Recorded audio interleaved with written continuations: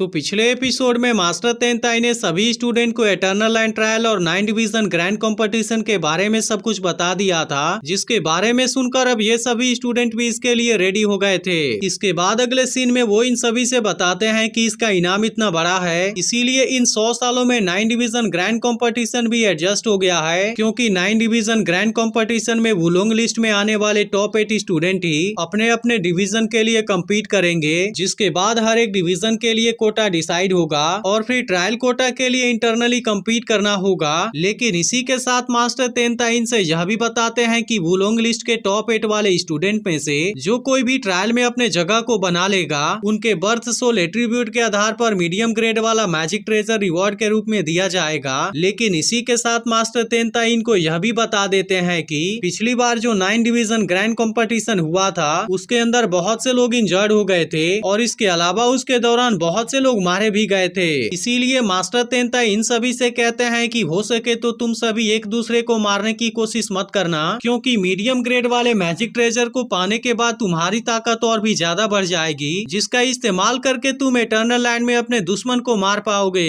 अब इन सभी जरूरी बातों को बताने के बाद वो इन सभी से पूछते हैं कि क्या तुम सभी बात समझ गए। तब इनके इस बात को सुनकर सभी स्टूडेंट इसके लिए हाँ कर देते हैं, जिसके बाद मास्टर तेनताई इन सभी से बताते हैं कि जो कोई भी एटर्नल लैंड ट्रायल में से सक्सेसफुली बाहर आ जाएगा, तब उसके लिए मैं उसे एक और भी बड़ा इनाम दूंगा। लेकिन अगर बदकिस्मती से इसके दौरान उसकी मौत हो गई, तो फिर उसका नाम इस वुलोंग लिस्ट में लिख दिया जाएगा और इसी के साथ उसे हमेशा के लिए याद भी रखा जाएगा। जिसके बाद हम देखते हैं कि ये सभी स्टूडेंट भी इसके लिए रेडी हो गए थे। इसके बाद मास्टर तेनताई इन सभी से बताते हैं कि वुलोंग रैंकिंग कंपटीशन का रूल अभी भी सेम रहेगा, इसीलिए हर डिवीजन अपने तरफ से 3 स्टूडेंट को रिंग को गार्ड करने के लिए सेलेक्ट कर सकता है, जिनमें से हर एक को अगले 100 गेम तक रिंग को डिफेंड करना होगा। या फिर अगर किसी कंडीशन में कोई उनको चैलेंज करने की हिम्मत नहीं करता, तब उसके बाद वे लोग रिंग मास्टर बन जाएंगे। लेकिन अगर इसके दौरान किसी दूसरे डिवीजन का स्टूडेंट रिंग के ऊपर सक्सेसफुली अटैक कर देता है, तो फिर वो उसका काउंटर अटैक करने के लिए वो अपने किसी दूसरे स्टूडेंट को भी भेज सकते हैं। इसीलिए जब तक फाइट करने के लिए कोई नहीं बचता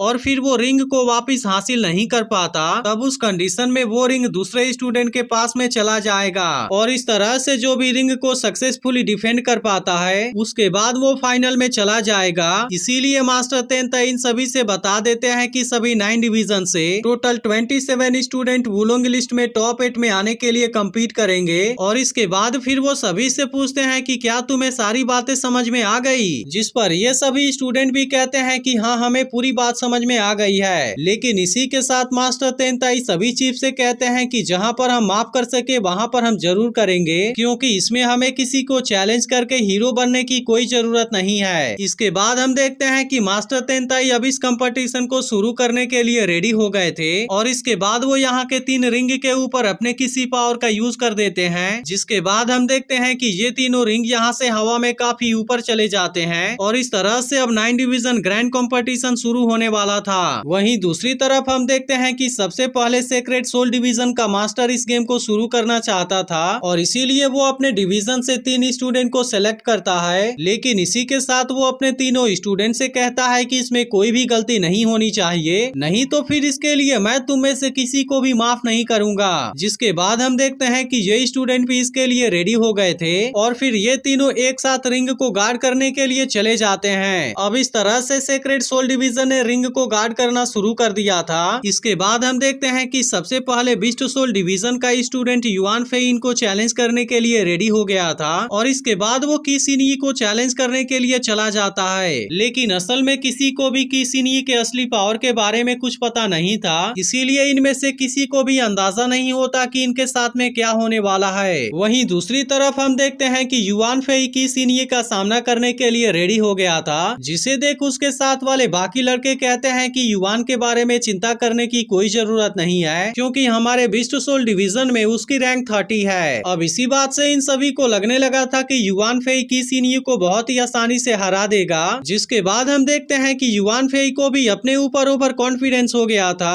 और इसके तुरंत बाद ही वो किसिनी के ऊपर अटैक करने के लिए भी चला जाता है। लेकिन हम देखते हैं कि किसिनी ने इसके इस अटैक से खुद को बहुत ही आसानी से बचा लिया था और इसके बाद वो बहुत ही तेज स्पीड से इसके चारों तरफ घूमना शुरू कर देती है, जिसे देख अब युआन फेई फेई की हालत काफी खराब हो गई थी, क्योंकि वो की सीनियर के तेज स्पीड के वजह से उसके ऊपर अटैक भी नहीं कर सकता था। और अब इसी बात का फायदा उठाकर की सीनियर इसके ऊपर अटैक कर देती है और फिर इसी के साथ वो धक्का देकर इसे नीचे गिरा देती है। अब इसको जख्मी देखते ही इसका साथी तुरंत इसके पास में इसकी मदद करने के लिए आता है, लेकिन इसी के साथ हम देखते हैं कि टियान्यू भी की सीनियर के स्पीड से काफी हैरान हो गया था और इसके लिए वो उसकी तारीफ भी करता है। अब युवान फेई को जख्मी देखते ही उसका साथी की सीनियर के ऊपर बहुत ज्यादा गुस्सा हो गया था और फिर वो इसका बदला लेने के लिए तुरंत इसके साथ में फाइट करने के लिए भी आ जाता है। लेकिन हम देखते हैं कि वो एक पल के लिए भी की सीनियर के सामने नहीं टिक पाता, क्योंकि की सीनियर ने केवल अपने एक अटैक से उसे भी नीचे गिरा दिया था।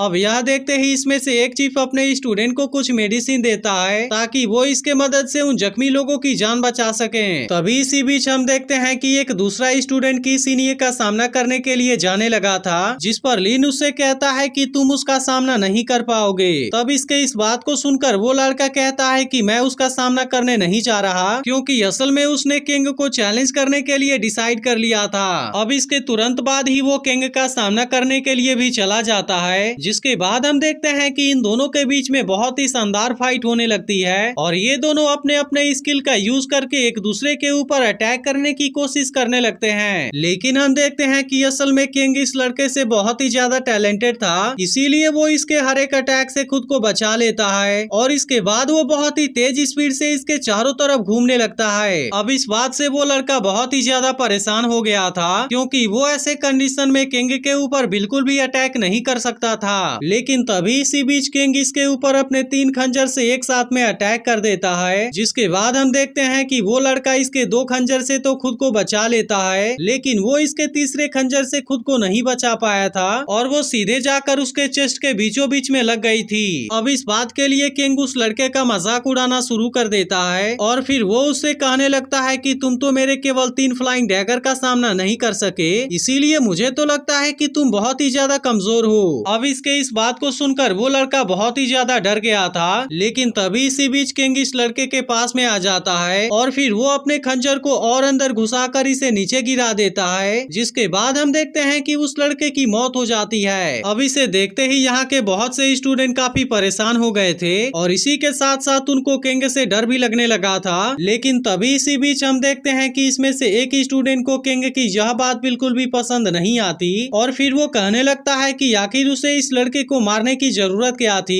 इसीलिए अब इस बात के वजह से किंग के ऊपर वो बहुत ज्यादा गुस्सा हो गया था और इसके बाद वो भी उसे मारने का डिसाइड कर लेता है। लेकिन तभी हम देखते हैं कि उसके साथ वाला लड़का उसे ऐसा करने से रोक देता है और फिर वो उसे कहता है कि तुम उसे और भी ज्यादा देर के लिए जी लेने दो, क्योंकि अभी तो तुम्हें रिंग को गार्ड करने की भी जरूरत है और इसीलिए तुम्हें अभी शांत रहना होगा। इसके बाद हम देखते हैं कि अब इस बात को सुनकर वो लड़का भी शांत हो गया था और इसके बाद वो किंग से फाइट करने के लिए नहीं जाता है। लेकिन अभी भी हम देखते हैं कि वो किंग के ऊपर बहुत ज्यादा गुस्सा था और फिर वो किंग से कहता है तुम कोशिश करना कि मुझसे तुम्हारा सामना ना हो, नहीं तो उसी वक्त मैं तुम्हारे गर्दन को तुम्हारे बॉडी से अलग कर दूंगा। लेकिन हम देखते हैं कि किंग को इसके इस बात से बिल्कुल भी डर नहीं लग रहा था और वो इसके बात को सुनकर इसके ऊपर हंसने भी लगता है। वहीं दूसरी तरफ हम देखते हैं कि वुहोंग अपने डिवीजन के स्टूडेंट को ऐसे हालत में देख उदास हो गया था, जिसके बाद सीक्रेट सोल डिवीजन का मास्टर कहता है कि अगर अब उनको कोई भी चैलेंज नहीं करना चाहता तो फिर इस तरह से मेरे सीक्रेट सोल डिवीजन में 3 रिंग मास्टर बन चुके हैं। इसके बाद हम देखते हैं कि अब वे तीनों स्टूडेंट रिंग से नीचे आ गए थे, लेकिन अब इनको देखते ही टियान्यू अचानक से मुस्कुराने लगता है, जिसके बाद एपिसोड यहीं पर एंड हो जाता है। लेकिन अगर आपने इसके पिछले एपिसोड को मिस कर दिया हो तो लेफ्ट वाली वीडियो जरूर देख लेना और कमेंट करके जरूर बताना कि आज का एक्सप्लेनेशन आपको कैसा लगा।